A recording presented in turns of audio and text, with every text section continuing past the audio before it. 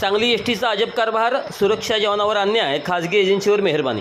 सांगली महाराष्ट्र राज्य परिवहन महामंडळ एसटीच्या सांगली विभागात नियमांना फाटा देत गेल्या 14 वर्षापासून एका खासगी एजन्सीला पाठीशी घातल्याचा आरोप समोर आला आहे। महाराष्ट्र सुरक्षा रक्षक महासंघ आणि भारतीय मजदूर संघ यांनी हा प्रकार उघड करत प्रशासनावर थेट भ्रष्टाचाराचे आरोप केले आहेत। नेमका मुद्दा काय?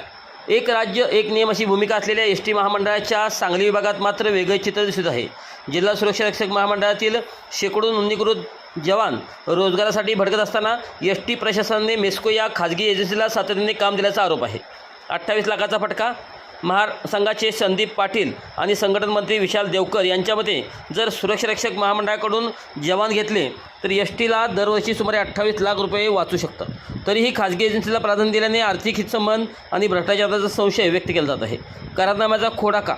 सांगली एस टी प्रशासनाकडून सुरक्षा रक्षक महामंडळाला करारनामा करण्याची अट घालण्यात येत आहे।